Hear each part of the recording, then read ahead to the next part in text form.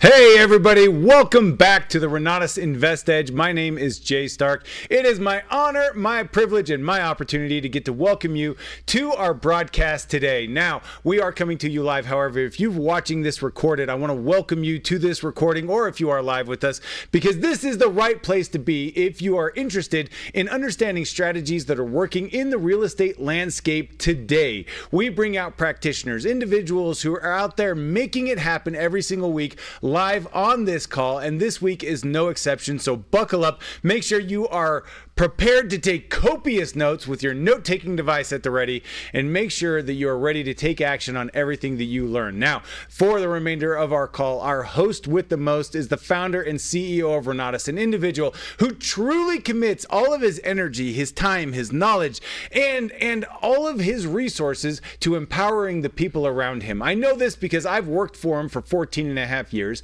I've seen the way that he's affected tens of thousands of individuals across the United States, but most importantly, the way that he's affected me and affected my family because of his desire to see every single person succeed. You're going to feel that over the remainder of the call as you pay attention now as we bring out Mr. Bob Snyder. Hey, Jay, you are always so kind. Thank you so much for that, man. It's great to be here in studio with you, and we've got a special guest online. You guys are going to be in for a real treat. But before we get into that, I just wanted to make mention of something. You know what? Listen, if you like what you're getting out of the Renatus InvestEdge every single week, then you probably ought to subscribe. You know, you really should. And you ought to ring the bell, give us a like, and, let others know that this is something worth their while, especially if they're really invested in anything business, finance, or real estate related. And we'll do our best to bring out fantastic guests with practitioner knowledge that can assist you in better understanding how to make money in this game. So, that's just, one of the heads up. Here's the next thing is this. In Renatus, we've had a mission statement for many years, and every once in a while we decide to massage it just a little bit so that it's current and relevant to whatever is going on with our business and with our community that we're building nationwide. Well, we've just updated the Renatus mission statement. I wanted to share it with you really quickly because our mission is to not to equip. That was the old one. That was the old one. Our mission is to create a new generation of real estate investors equipped with principle-centered financial education that empowers them to reduce debt faster, cut taxes legally, negotiate smarter, and invest wiser through educational strategies designed to pay for themselves. Yes. I got to ask you.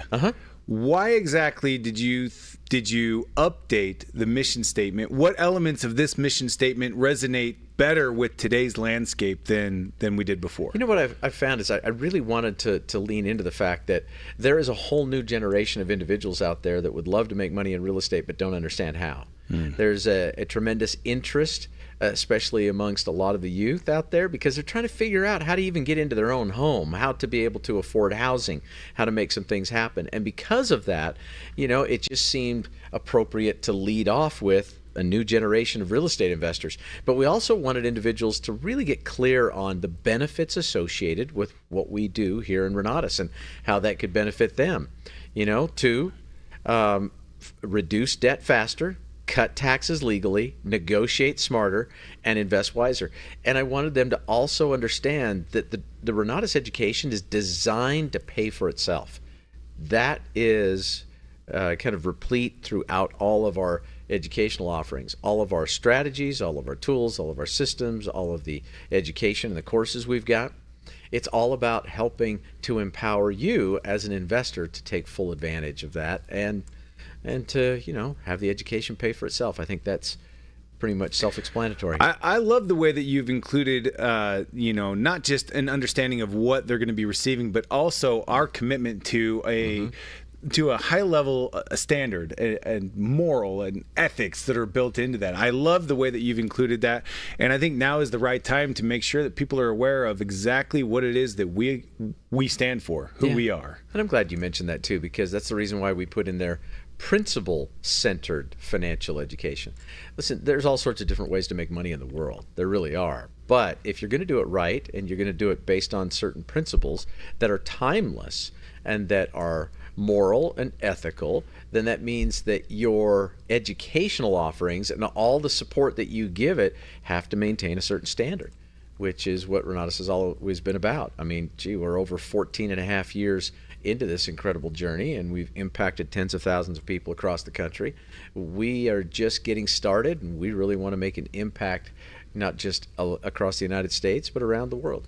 And you've always said that your design is for Renatus to outlive us all. Absolutely. The only way that you can design a company from the very foundation on to outlive any of us is to ensure that we are adhering to the highest ethical and moral standard, to make sure that we are doing as much as we possibly to underpromise, overdeliver continually. And in fact, if I can talk about it just a little bit here, I know Certainly. that Chris Wilson mentioned that while he was in Chicago just this last weekend talking for one of our communities.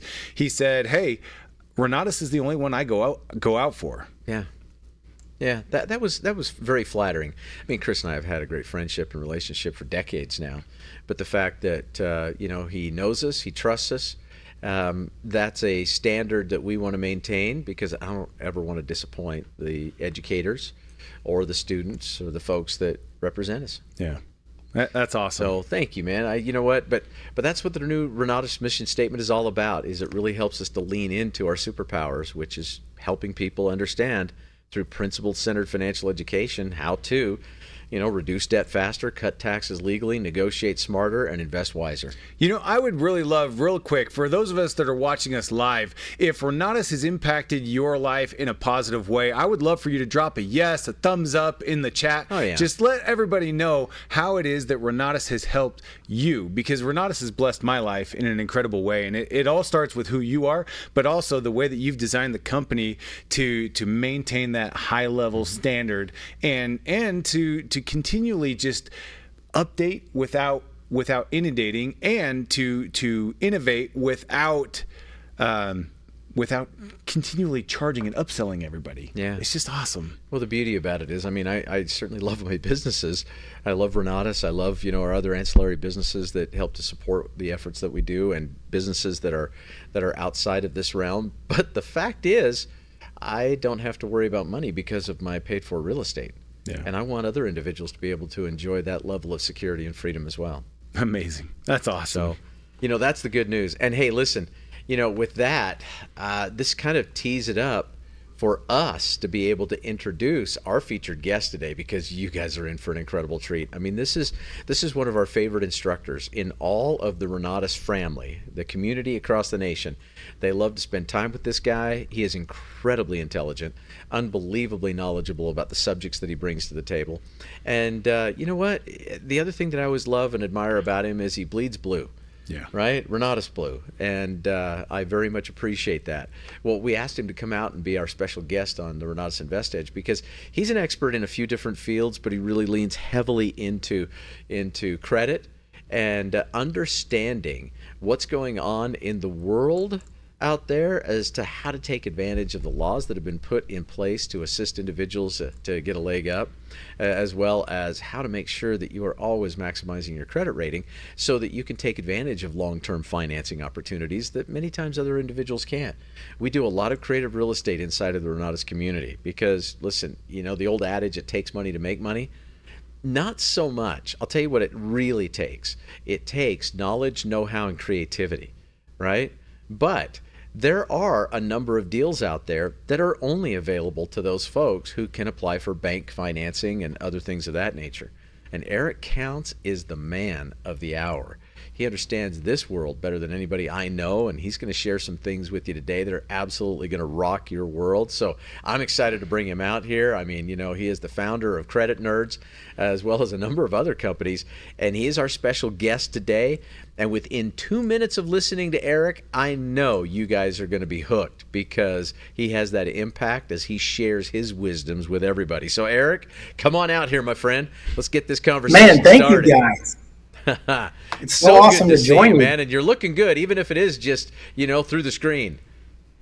Well, I'm here in because I travel a lot and around a lot of the different areas, and I'm in Chicago right now. So Nancy Rowe was kind enough to loan me this little section of her office, but it's so great. When you guys sent me the message, I said, absolutely, I want to come on. And we're thrilled that you're Hey, here. Jay, I want to is it okay if I start with just a quick personal anecdote about the fabulous Mr. Bob Snyder. Absolutely.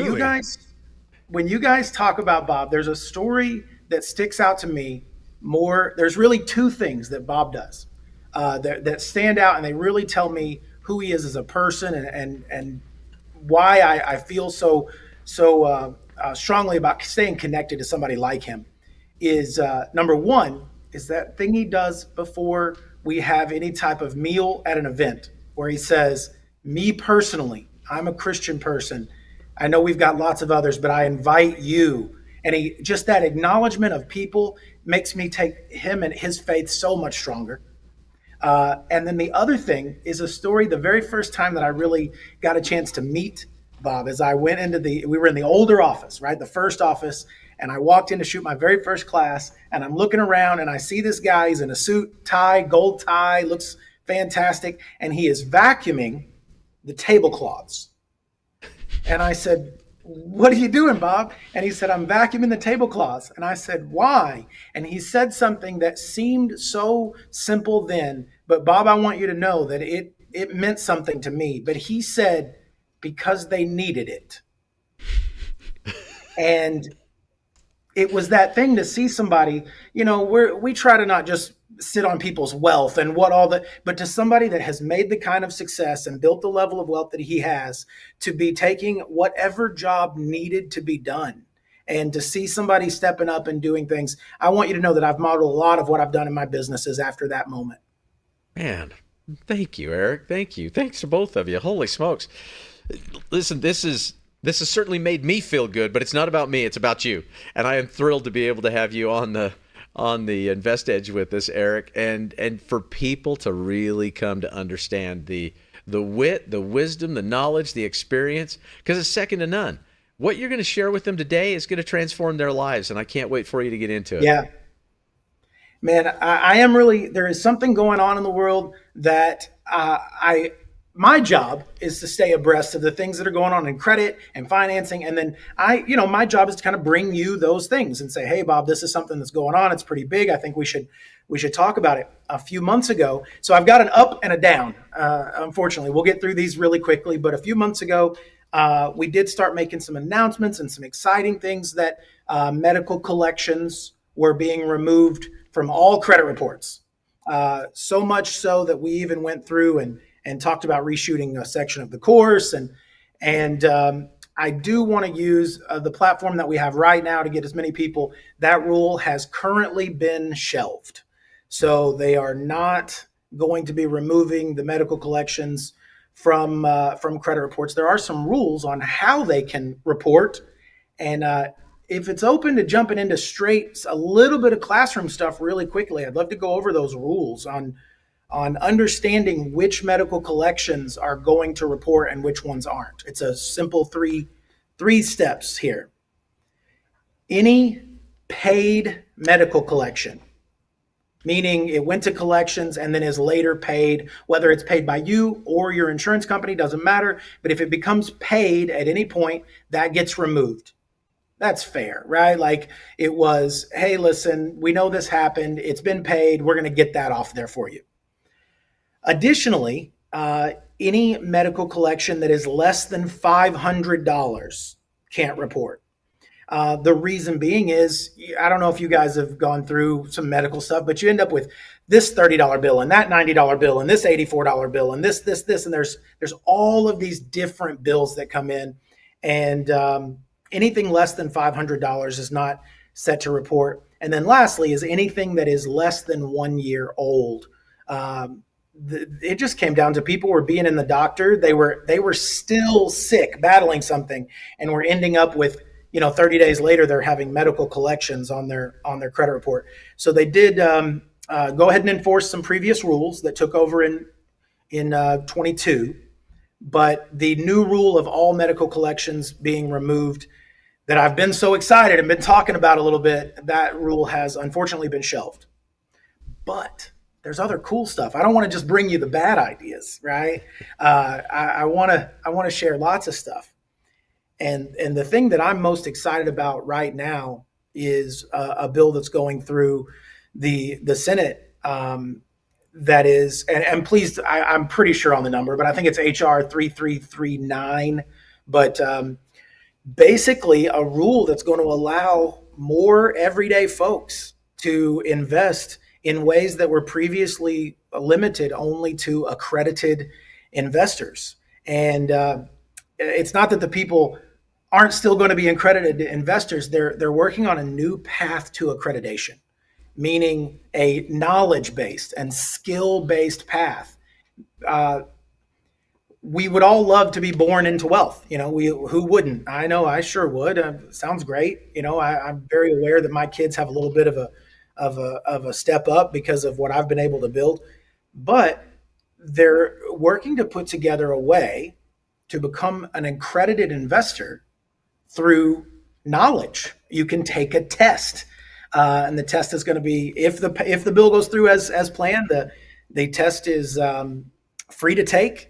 And it just means that as long as you get the knowledge, and what that means for us, and the reason I'm so excited about it is you've been ahead of the curve on this for years, Bob. You know that what people need in order to invest isn't that they have to already be a multimillionaire or they have to already make hundreds of thousands. It's that they need specialized knowledge. And what this bill, if passed, I love it. It's bipartisan presented. It's got huge support on both sides of the aisle. And it's just a way for regular folks that if you get educated and you take the test, you can start participating in things that formerly they weren't able to. Man, that's fantastic. So what kinds of things? Give us some background on that, some details. When you're looking into the types of things that can be traded by only accredited investors, especially if you're talking about getting into private equities and you start getting into things where, how we have our rules when we're talking about raising money, you got to be really careful about whether this person is an accredited investor or not an accredited investor. It's not that it's taking away that we still need to work with accredited investors in certain items. It's about the path to getting the accreditation. It's about the path that I could take without saying, hey, I've got, previously you had to have, I have a couple $100,000 a year in income. You had to have a couple $1 million in net worth, and you had to show that you had the means, which is, I'm not necessarily that it's time I'm against it. It's just that that's not available for everyone. Not everybody has that level of income or that level of net worth. And by moving this to basically moving it to a way where you're pulling up based on knowledge and based on something that everybody can access, whether it's through something like Renatus, right? Like, what if we understand the way that, like I said, you've been ahead of the curve on for years, but what if we understand the concept that it's really about financial literacy and investor awareness, and it's not quite so much about the means that you already have, of a little bit of that feeling of if you want to get rich, you got to kind of already be rich. It opens up for so many more Americans to be able to become what would be considered an accredited investor. Yeah. And I absolutely love that. What a great concept is that we're actually going to assess the knowledge and understanding of the risk and the reward that are associated with an investment to determine whether or not someone is qualified to participate rather than just by dollar volume. I mean, I get why legislatures, went down this road before, is because they're always trying to protect the consumer, right? But in the process of doing that, sometimes our overregulation denies opportunities to the consumer that they otherwise would love to be able to capitalize on. And I completely agree. You'll protect yourself right out of opportunity. Mm-hmm. You'll protect somebody right out of this has nothing to do with what we're talking about, but it does. I wouldn't let my son, I wouldn't let him climb the way that I used to do, because I would say, well, yeah, let me tell you about the broken bones, dude. And I wouldn't let him run and jump and swing and I would always say, hey, get down. And he told me as an adult that he said, I feel like you held me back a little bit. I didn't do sports that I would have wanted to. I didn't get the physicality in my life because I feel a little bit, that's something that I look back on in a parenting, is I I held back that physicality, protected him right out of opportunity, and protected him right out of learning his true potential. Yeah.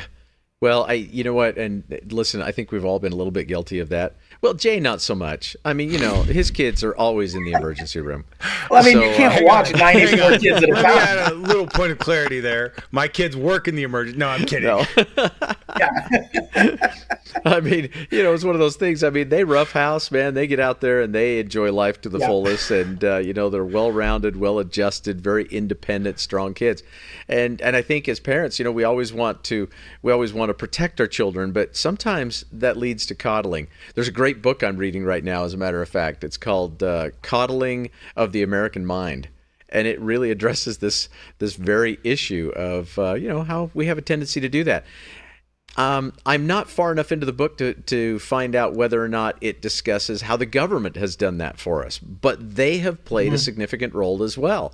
I mean, Eric, do you remember the old days when people would go, "Whoa, there ought to be a law against that. Hey, you know what? There ought to be a law against that. My goodness, there ought to be a law against that." Well, now there is, and there's a law against everything. Yes, there is, and I'm thrilled to see that they're relaxing that just a little bit to allow individuals who otherwise wouldn't qualify to participate in really great money-making opportunities. Yeah, it's regulation is and can be, in my opinion, quite the double-edged sword. I mean, it really can. Yes, there are bad actors out there. I know in my industry, especially, I'm in the credit industry. There's tons of people that just make crazy claims and false promises, and they take all these people's money up front. And those people needed some regulation, but they have went as far as we struggle. We can't do outgoing phone calls with our customers to market to our customers, because otherwise I'm bound under this thing called the telephone sales rule, which means that I can't charge for our services until 6 months after they have been provided. That makes for a really insane business model. It just makes for insanity. So, one thing of giving people a little bit more personal responsibility back and saying, listen, you need to understand the risk, because investors don't avoid risk. I know everybody's like, oh, you're against risk. No, I actively seek out risk. It's just that I want to understand that risk, and I want, mitigated risk and understood risk. Without risk, there's no reward, but we've taken to a point where we're trying to pull away so much of the risk that we're taking away our consumers' rewards. Right. Yeah, denying them opportunities. Let's talk a little bit about, some of the other things that, you bring to the table with just an incredible plethora of knowledge when it comes to how do they make sure that they protect their credit and that they maintain that going forward so that they can utilize it for great opportunities that might surface, say, in real estate. Absolutely. I will tell you this. One of the key phrases that everybody learns in my course, and it's always a moment. People will say it to me. They'll yell it to me across the room, which is fun. I like that kind of stuff. But they'll say, credit is a tool, and then everybody will yell back, not a trophy. So really understanding that if you want to use your credit, you need to think about it as a tool. Right? You don't just go in with a hammer and just start whacking away at everything. Well, just because you've got this great hammer doesn't mean that everything needs to be hammered. You use it when it's right, and you use it as a tool, and you don't use it as just the go-to on everything. Secondary to that is, but you have to use it. I use an analogy sometimes of hiring a handyman, and the handyman walks over and pulls out the hammer, brand new hammer, not a scratch, not a ding, not a nick, nothing. And you say, oh, did you get a new hammer? And they say, no, I've been using this one for a couple of years. Well, then you're not using that hammer ever. So the understanding that as you use credit, that it's not really about the score. The score it's a mathematical representation of the likelihood that you're going to go 90 days late. That's what the score is. But using the score and understanding that different tools can be used, it really digesting. One thing that we do on our side with the courses is we We do actively, and it's the one thing I've ever asked you for as an instructor. My prima donna moment was I asked to move credit before velocity banking. Remember, I said, Yes, "Can you we did. please move?" I said, "Can we please move credit before velocity banking?" Because when people really understand their tools, man, that tool, the velocity banking strategy, just becomes so much more powerful. So it's really, to me, my biggest advice is you have to use the tool and use it like a tool. Um, use it smart. Well, let's talk about that. Okay, so how do they set themselves up for a really strong win? You said it's nothing more than a mathematical equation that determines whether somebody's going to go 90 days late. It's also a mathematical Yep. equation determining whether somebody's actually going to maintain all of their payments and pay their bills, so that lenders will take a look at it and go, this individual is somebody that we're willing to bet on, and they'll loan you money. How do we Yeah. make sure that individuals can build the credibility of that tool so that they are represented properly to lenders, so when opportunity comes along that maybe they need traditional financing for, it's available to them? Absolutely. FICO, the Fair Isaac Company, FICO has five factors. I call them the FICO five. This is information that has been around for anybody that digs into credit at all. You guys know these FICO five. You know the 5 things that make up your score. But what happens is I see people and they'll go, "Oh yeah, payment history, this," and they'll take it with such a kind of a flippant attitude of that it really just all comes down to paying your bills, and it just doesn't. It's just not all about paying your bills. So your payment history is 35% of your score. It's very, very important. But when you're looking at that, it's not just did you pay or did you not pay. There's 3 main factors, and they are recency, frequency, and severity. And I stole this from you, Bob, but I use it, and I kind of feel like every now and then you get into it with your spouse and your loved one a little bit. If I did something bad, right, and my wife was upset with me about that, well, there's 3 things that are going to matter. How long ago did this thing happen? How bad was the thing that I did? And how often did I do that thing?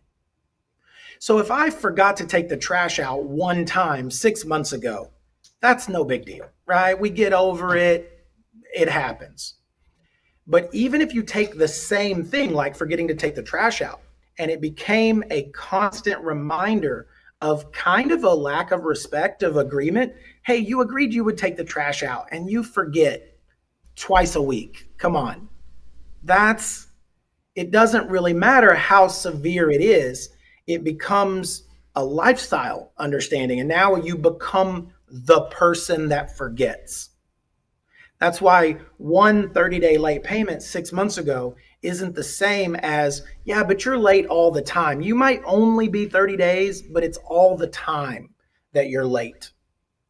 So understanding that it's more than just was I late or was I on time, it was how long ago was it, recency, how often were you late, frequency, and then how late did you get? Were we 30 days late or were we 120 days late? Those 3 things are what really factors into the payment history more than just did I pay my bills. So Right. can I ask a question? How, for people that are maybe hearing this for the very first time, how long is recency? So recency, and these are FICO's numbers. So I'm going to give you their answer, but recency depends upon the severity column first. So a 30-day late, according to FICO, affects your score for about 9 months. They say if you missed one 30-day late payment and nothing else happened after about 9 months, that 30-day late, it doesn't really factor in much anymore. If people come into our services for helping with their credit and stuff, if somebody's got an old 30-day late that's 2 years old, I'm not even going to recommend that they do anything about it. It's just, that's old, let it go, was what it was. Yeah. 60-day late, you jump straight up to around 3 years. Wow. And 90 days late is 7. It hangs on. So those are the consequences that are hangs associated with it. They really want to make a point, don't they? Yeah. So Well, here's when another you question. think about what the math Yeah. is there, Bob, the math Okay. is it's a numerical representation of the likelihood that you will go 90 days late. And if you take it back to that kind of that concept with your spouse, that's doing something pretty bad Yeah. in the eyes of the credit. And then once you've done that, it takes a long time to rebuild that trust that you're not going to do that again. So I really use this relationship uh, uh, kind of analogy a lot, and it helps people grasp onto, yeah, that was pretty bad. So it's going to take a lot longer for me to rebuild that trust. Right. Right. And because they're building trust, here's one of the anomalies of credit I still struggle with. So let's say that you always pay your bills, you always pay your bills on time, you have established a good, responsible track record. Then why is it that if you open up a line of credit or a new credit card, that could impact your credit negatively? Or why is it that if you pay off all of your credit cards or all of your lines of credit, that could impact your credit negatively? So many people, probably the proudest thing that I'm at is people say, why don't we learn this stuff in high school? Why don't we learn this stuff in high school? Why don't we learn? I don't know if you guys know this, but Credit Nerds has a program where our local high schools, every semester, my office manager, Karen, actually goes in and does a day on credit at both of our local high schools, which I think is phenomenal. It is phenomenal. That's something that we are so proud of getting to do, is actually provide that information. But when we hear those things, a lot of us grew up, and I grew up in the South, but it's still the same feeling. My grandpa, if you can't pay cash, you don't need it. Or I pay my bills every day, so I've got perfect credit. But what that really means is we agreed payment history is only 35% of the score. So if payment history is only 35% of the score, that means I've got 65 more percent that has to come from somewhere. And the next level is utilization ratios. That's 30%. Age of file is another 15%. Your mix of credit is another 10%. And your recent credit activity, normally around inquiries, but also new credit, recency of credit is the other 10%. It doesn't sound like a whole lot until you think, well, scores range from 300 to 850.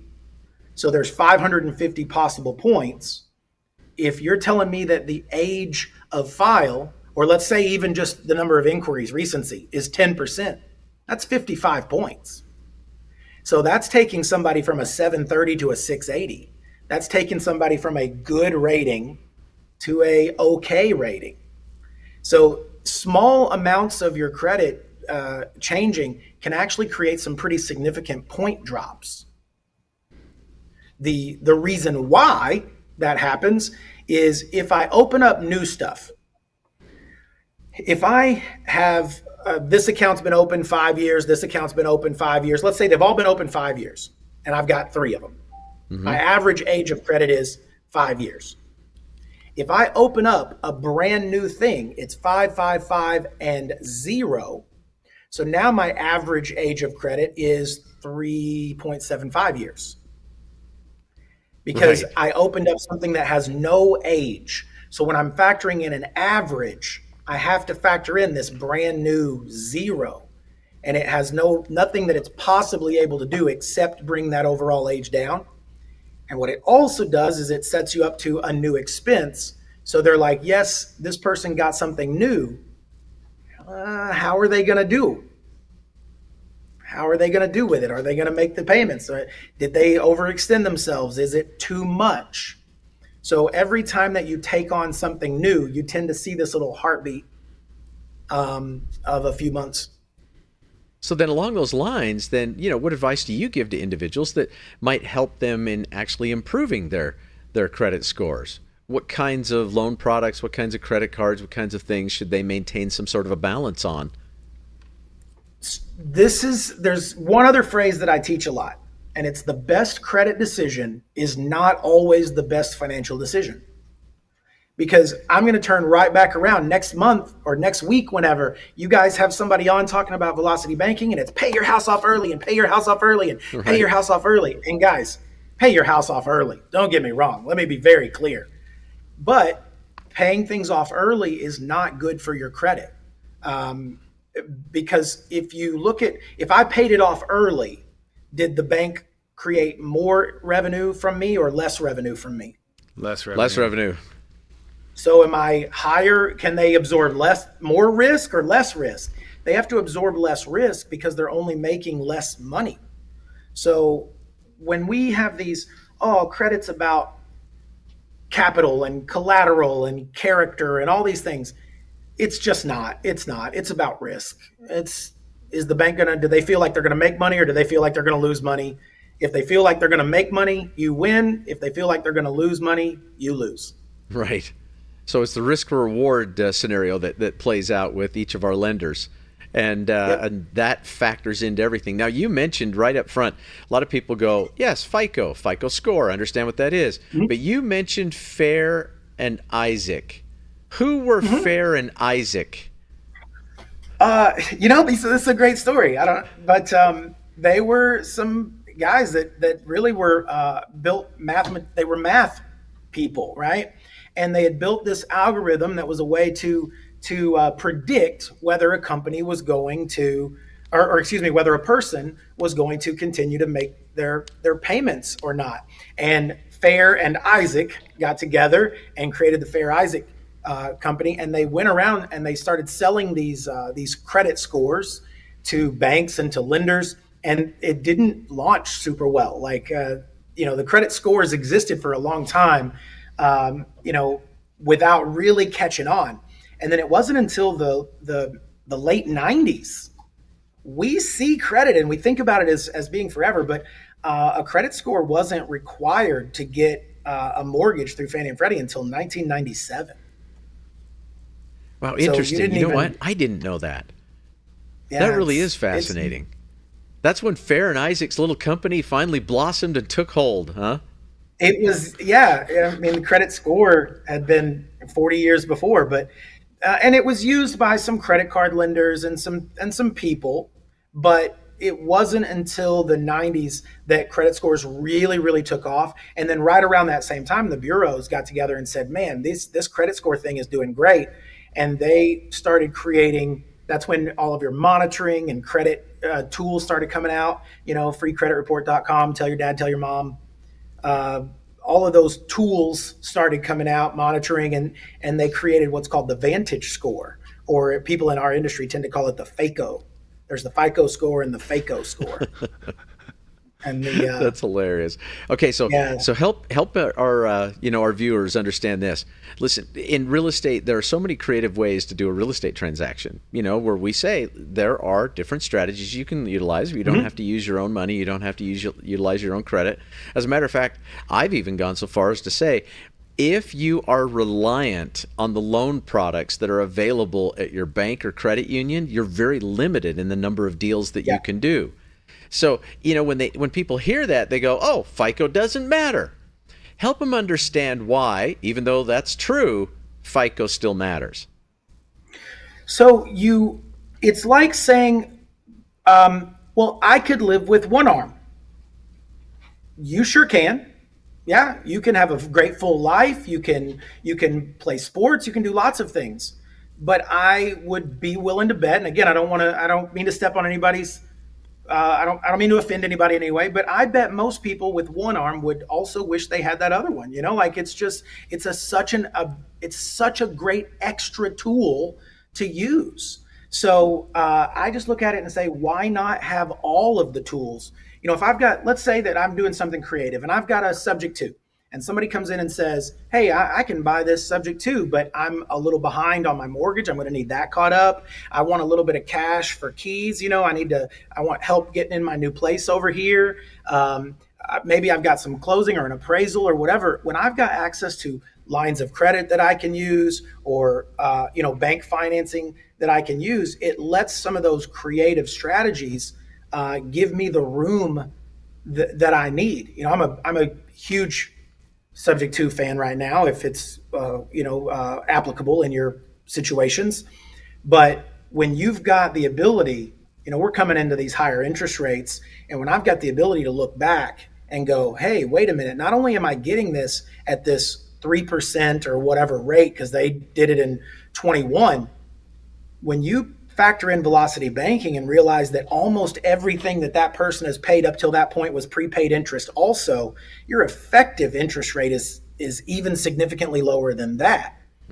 But like it or not, a lot of those people are going to need caught up. They're going to need payments caught up. You're going to need basic rehab costs. There's a lot of things that you could use a 0% interest line of credit to do. I did my very first deal on a 0% interest line of credit, and that deal has blossomed now into Stephanie and I are building our first multi-unit. We've just got plans done for a 10-unit building, and all because we used a 0% interest line, and that turned into a deal, and then that deal turned into a down payment, and that down payment turned into another property that we bought, and that property turned into a trade for some land, and that land is now sitting there, and we're starting a 10-unit building on that. So because of a tool that I had, because I only needed 30 grand back in the day, and I had a couple of 0% lines that we used, I turned that tool into something that's now going to be worth, hundreds of thousands. You know what? I love that analogy. I mean, that painted a picture that I don't think I can get out of my head. Right? I mean, if you only had one arm, is there a possibility that you'd like to have another? And to utilize that tool. I'll never forget, one of our community members used to show me every single time I came to Chicago, and you know who he is, his stack of credit cards. And I swear, they were at least that many of them. It could have been a bigger stack. It might have even been that much. These were just the ones he carried with him. But it was each and every one of those business lines of credit, personal lines of credit that he was able to get on a credit card that allowed him to buy materials so that he could renovate the properties he was working on to fix them up. So no matter how he accomplished the creative acquisition part of getting the home, he still utilized all of those credit cards to buy materials and get the renovation done so that he could turn it around and sell it on the market at a higher value. I mean, if nothing else, if you've got the credit and the availability to get your professional lines at Lowe's and Home Depot, you're automatically, all your materials are 5% cheaper, plus zero interest for 6 to 18 months most times. Every dollar that I spend goes on a credit card. I almost never use a debit card. If I need to get cash out of an ATM, debit card, right? Something like that. Right. But other than that, almost everything I spend goes on a credit card, because I think the thing that people miss the most is that credit cards are transactional tools. They're not debt storage devices. They're transactional tools. Yeah, it is. Yeah, that's a great way. Helping to define the relationship that you should have with your credit cards as a transactional tool, not a debt storage device. When I travel. I've got my business, Amex, my personal Amex. Those are pretty much the two I use because they get looked at every day. I've got and I'm blessed enough to have a bookkeeper and a person, but they get looked at every day, and those two cards get paid off every Friday. How much interest do I pay? Zero. I never pay interest because they're paid off every week. So there's no interest, and I'm getting tens of thousands of points and miles and cash back and perks. So if you just have to understand, the one rule is that credit cards are a transactional tool, not a debt storage device. Right on. That's absolutely perfect. So I know that we've only got a couple of minutes, left as we're heading up towards the top of the hour. I am curious, Eric, do you have any tips or tricks that are relevant for today's landscape in particular, where if somebody's maybe taking a look at credit for the very first time in their life because they didn't have an opportunity to go to high school near you and get the education, or they haven't yet become a customer of Renatus and watched your class, what would be some tips and tricks that you might give them for today's landscape? There's one trick that I keep. This is my go-to trick, because this is the one that if you've stayed on here, this trick alone is going to be worth it. People pay their credit cards on the due date. That's the wrong date. You have to stop paying your credit cards on the due date. What you want to do is you want to utilize these tools that we have, like online banking, and you want to pay your cards down as much as you can before the statement date. And the difference is the statement date, that's the date that the card bill is actually printed. That's the date that they put all the charges on there and the balance and they mail it to you. That number there, what happens is people will pay, use. They get their bill, it's got a due date, they pay it off. They use. It's got a bill, they get their due date, pay it off. But the bill amount is what's getting reported to the credit bureaus every month. So even if you're paying that card off in full every time you get your bill, then the credit bureaus are seeing your total usage every month. If you would just go in a couple of days before the statement date, you're paying the exact same amount. You're paying exactly the same, frequency. You're paying this once a month. There's a little bit of a myth that paying extra payments helps your credit. It doesn't. They only know whether it was late or not late. They don't know that you paid multiple times. But if you pay it a couple of days before the statement date, the statement prints with a lower balance on it. Now the bureaus are seeing the lower balance. So if you're a person that uses your cards and pays them off on a regular basis, check your statement date and make sure that they're paid down a couple of days before that. And we're talking 30, 40, 50 points that people could see on their credit by doing that. Oh, wow. We did have a question come in. Significant change. Go right ahead. So we had a question come in that says, what's the best way to build credit from scratch? Shameless plug. Can I give a link? We've got a completely free guide. Guys, creditnerds.com/tools, TOOLS. There's 3 free guides on there. One's credit repair for your DIY credit repair guide. It's completely free. And when I say free, I mean the old fashioned kind. You don't even have to put in your email. You can just go download it. But it's a one for do-it-yourself credit repair, one for understanding business funding a little bit better, and then another one, it's technically credit for young adults. But guys, it's really anybody that needs to build from scratch. I'm a big believer in second chances and things like that. We've got a program that they're doing for people. There's a rehab group that we work with, people that have come out of those types of lifestyles and haven't used credit or maybe been in jail for a while, like that type of stuff. A lot of those people need to be building basically from scratch. So we do some trainings with some rehab groups and stuff like that. But it doesn't matter how old you are. Don't think about it as for teens or young adults or this. It's just building credit for somebody that doesn't have any. And it's going to be done through a few different ways. One is called student cards or, like low-end credit cards. You can use secured cards. You can use authorized user cards. And then you can use what are called CD loans. At most credit unions will do CD loans. You utilize a certificate of deposit, collateralize that for the loan. You walk in with, let's say you put together, $1,000. You walk in with $1,000, guys. You get to leave with $1,000. So I know that's easier said than done. But you get to go in, you get a CD, you use that as collateral for the loan. You get to leave with the loan, and then now you've got a nice payment. A lot of them will even let you set it up interest only, so it's just a few bucks a month, but you're building a good, strong payment history.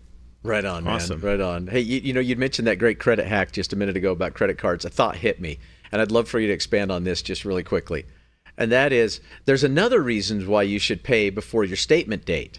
And that is so that you don't forget and then miss paying your bill by the due date. Even if you miss paying it by a day, what do the credit card companies generally do? The liberty they take to adjust your interest rate? So you are, I believe you're referring to what is called the default interest rate. Yes, that is exactly what I'm referring to. Default interest rate is a very, very easy way. When you go and you see a credit card statement and it's like 0%, it's really big, 0%. Well, if you'll read down a little bit further, there's numbers that are smaller, significantly smaller, which is weird because the smaller the numbers, oddly, the more important those numbers tend to be.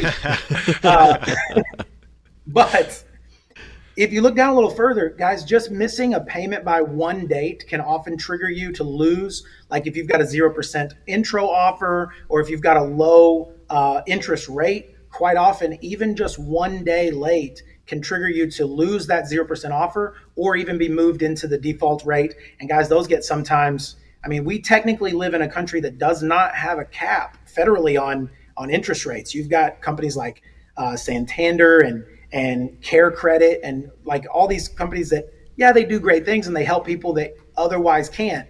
But the average rate on a Care Credit card is probably 30%, 32%. So if you aren't careful and you end up in one of these types of rates, it's very difficult to recover from debt.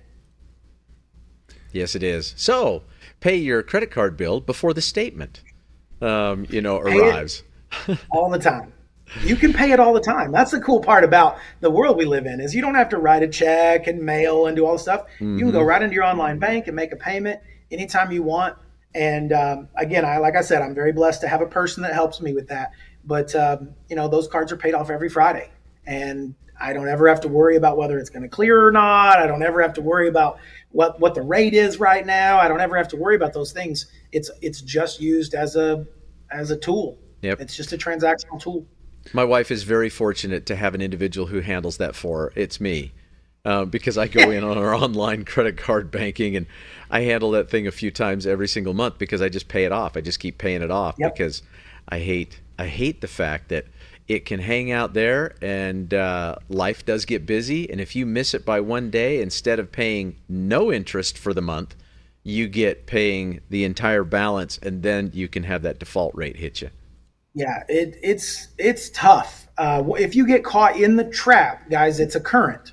And surfing's fun. But if you get caught in that role, sometimes it's really hard to get back above water. And every time you start to catch your breath, that hits you, and then something hits you, and something hits you.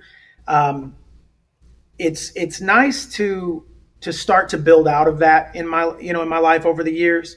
But I just hope everybody knows on this line that I've been there beside you if you're going through that. Like, I promise, I've been right there in where every time you feel like you get your head above water, that wave hits you again. And that happens quite often due to the fact that we over leverage and overuse credit.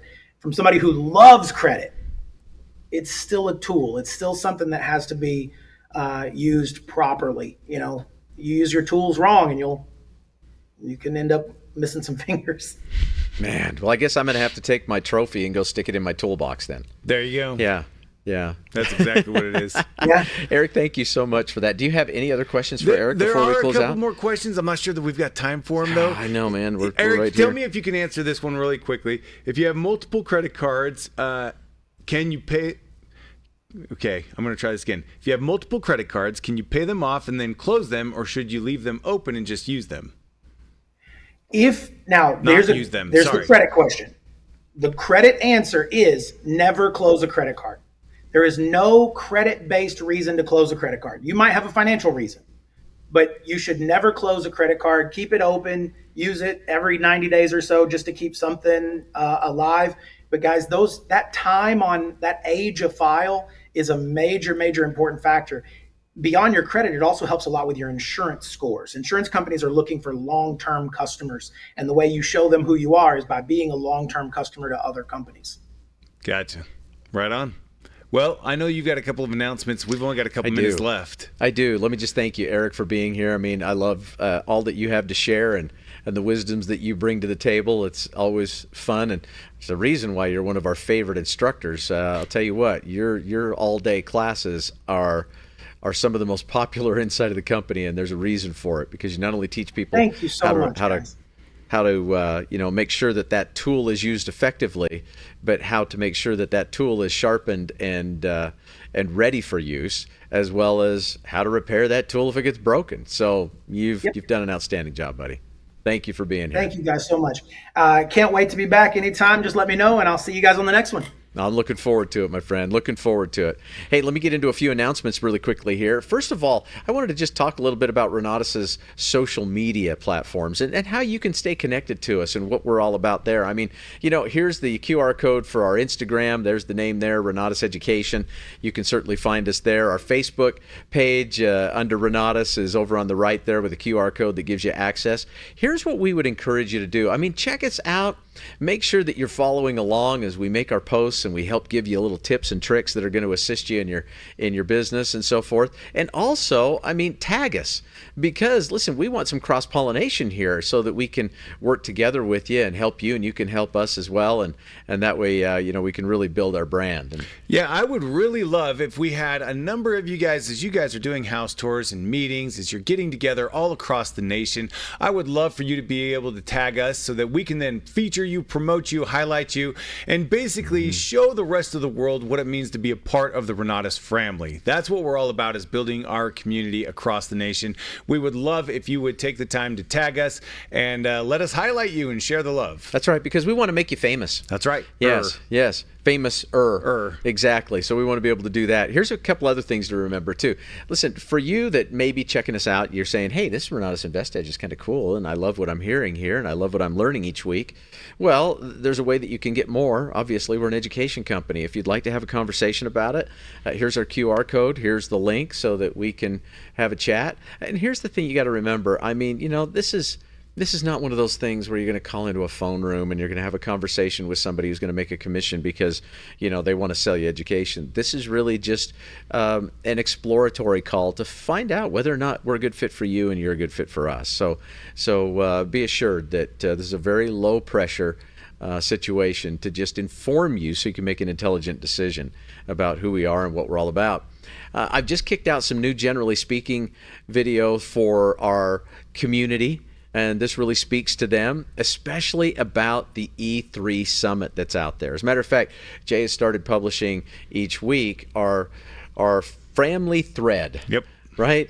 Listen, in my own family, I've got a text thread, and we communicate every single day over that text thread. We throw out posts, we throw out ideas, we throw out recipes, we inform one another as to what's going on in our lives so that everybody in the family is all connected. Well, we thought, why not do that for the family of Renatus nationwide? So pay attention to the new generally speakings that are out there, especially the brand new one that I just kicked out, which is talking about the Fall E3 Summit and all the details that are associated with that. Now, in addition to that, speaking of the summit, it's coming up October 23rd through the 25th in Salt Lake City at the Salt Lake Downtown Sheraton. You want to put that date on your calendar. You want to make sure that you are coming in. I don't care if you are, in Maine and we're in Utah, or if you're in Florida and you need to travel here. It doesn't matter.